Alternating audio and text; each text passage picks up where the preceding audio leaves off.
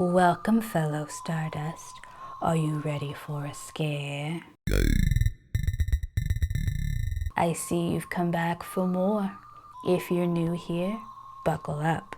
And thank you all for joining me today. My name is DeRay, lover of all things dark, creepy, and weird. Today's film review will be on drama horror, The Woman. What's Dad doing? You'll see. This is our project. And it's a secret.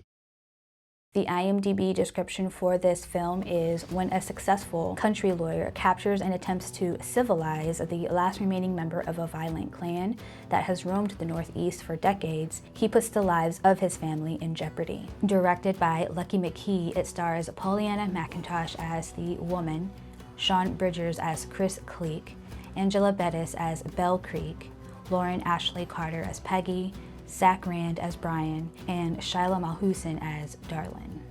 This is an adaptation of one of Robert Ketchum's novels of the same name. It's a sequel to a film that came out in 2009 called The Offspring, and a third part came out 10 years later called Darlin. These two were also adaptations of Robert Ketchum. Ketchum has written a lot of novels, and a good handful of them have been adapted into films, one of those being The Girl Next Door from 2007. This one is a good one for my fellow true crime lovers because this is the true story of a 16-year-old who is tortured to death for 3 months in the 60s.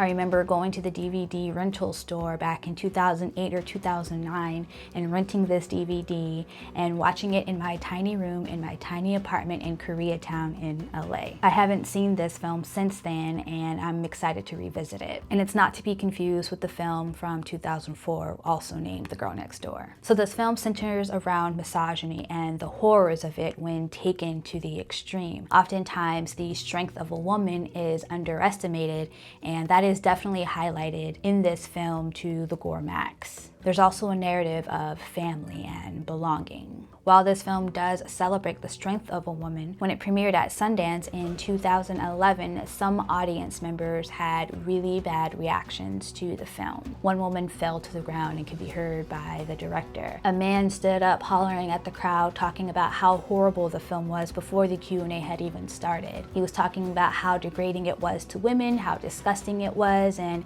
in all his filmmaking experience, he had never seen such a thing. I'll go ahead and show you this short clip of his rant. I'd like to know who decided to have this shown here. We don't have to tell you that. I've been in a lot of films. I've been in about 40 films myself. I've seen a lot of films in my life. This is not art.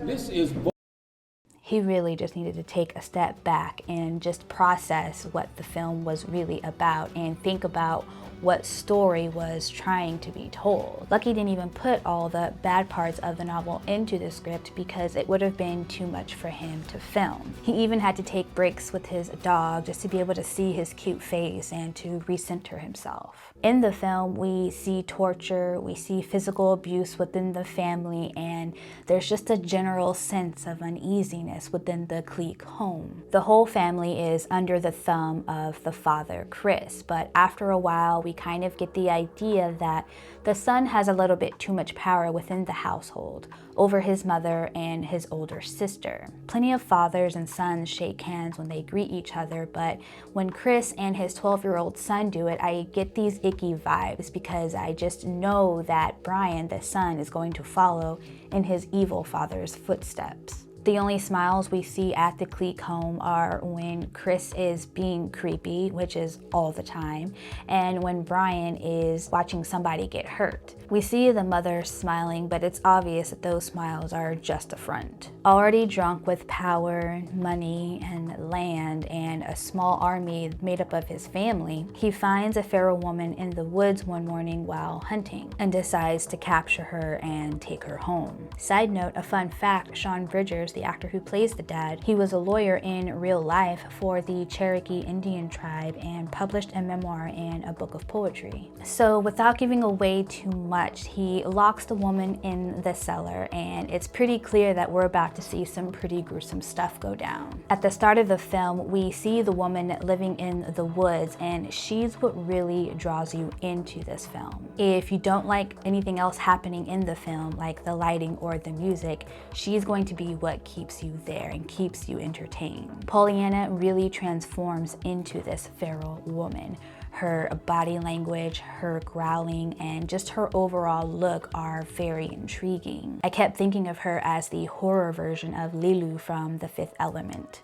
In one of the earlier scenes, you see her stab a fish and eat it. And that actually wasn't even planned or in the script, but at the time it felt so right for her to do it that she just did it. And later on that day, she did end up cooking the fish and eating it out of respect for the fish. In the first part of the film, we're learning a little bit more about the dynamics of this family, and there are a bunch of little stories that are running off from this main story. We see more and more that the boy is becoming more sociopathic, and we see Peggy becoming more and more reclusive. And with the mother, you know, we want to feel bad for her because she's being abused by this man, but she's not standing up for herself, so we're just kind of on the fence about her. I liked the pacing of the film, and I felt things moved along really nicely. While most of the good gore stuff happens at the end, there are a lot of things happening throughout the film that kind of surprise you and give you that shock value. Lucky does a really good job of putting the audience in the shoes of the woman and showing us what it was like from her perspective. And here are a few things that I didn't like. They weren't too big of issues, but this is just me being nitpicky. I want to talk more about the things that I didn't like in my film reviews. I did enjoy the cinematography, but I didn't quite appreciate the shots that were outside or that were brightly lit or had a lot of white in the background, because those shots were a little bit blown out and a little bit too hot.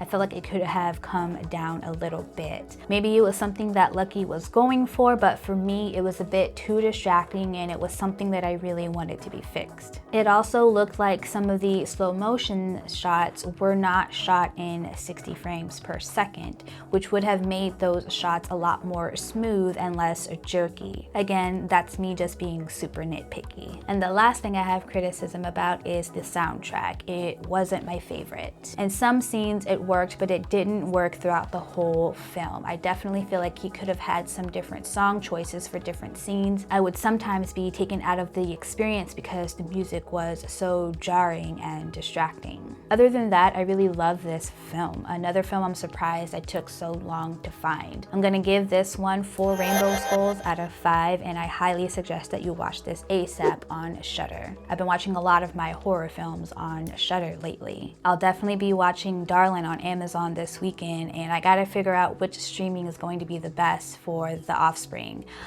It's not on any one of the million subscriptions that I have, so I'll see what the best option is. And one more fun fact is the producer of The Woman was the director on the first film, The Offspring, and The Woman is the director on the new film, Darlin. So it's kind of cool to see this tag teaming thing going on. Well, thank you again for joining me today. I hope you enjoyed this video. If you did, please share and hit the like button. And I hope I see you tomorrow when I post a spooky story narration. And next week, I'll have another film review and true crime story. And if you want to join the Rainbow Fright Freight Train, go ahead and hit that subscribe button along with the notification bell. That way you'll get notified every Thursday and Friday when I post more videos like this. All right, y'all. Peace.